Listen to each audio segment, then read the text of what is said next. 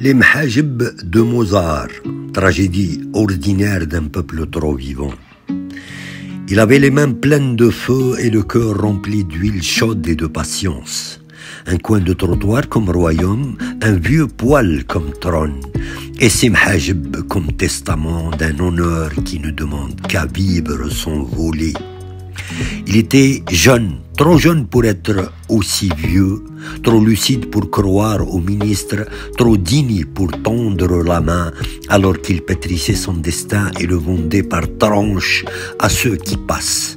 Mais un jour, un homme en vert kaki avec la bêtise brodée sur l'épaule est venu le rappeler à l'ordre de ceux qui n'ont jamais rien construit mais savent détruire avec la précision d'un sabre dans le dos.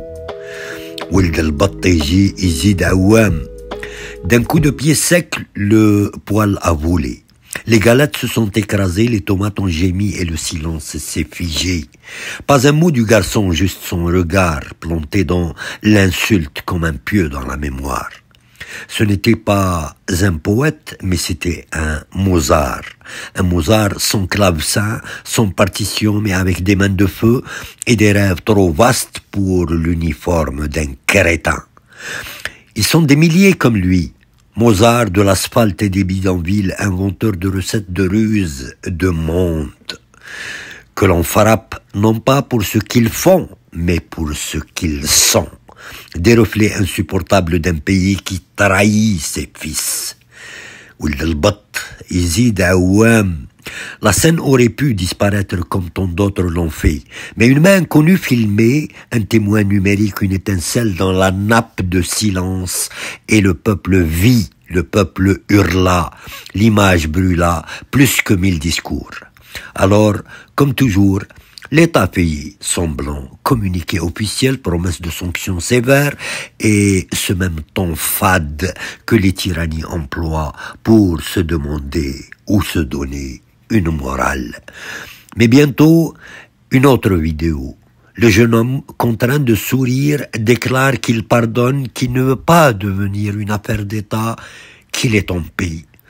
Et tout en lui criait le contraire, car le pardon sous pression n'est pas un pardon, c'est un deuxième coup de pied invisible, celui-là. Un coup de pied au cœur. Wild al-Batt, Izid Awam.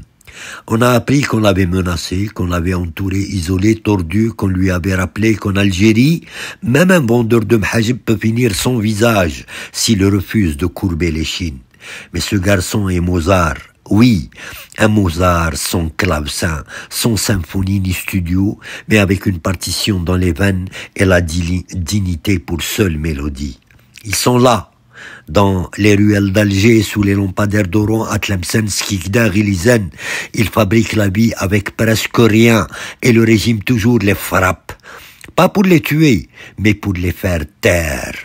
Wild al-Batt, Izid Awam. Ce qui est filmé devient scandale, ce qui ne l'est pas devient poussière. Combien sont tombés, sont témoins, combien de coups de pied, de poils renversés, de rêves brûlés sur le trottoir, sans un téléphone pour s'en souvenir. Le jeune homme ne voulait pas de guerre.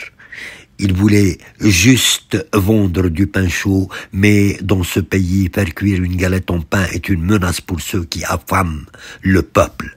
Ce poème n'est pas une plainte, c'est un hommage à lui, à tous les Mozart qu'on assassine avec des bottes, des ordres et des slogans de misère.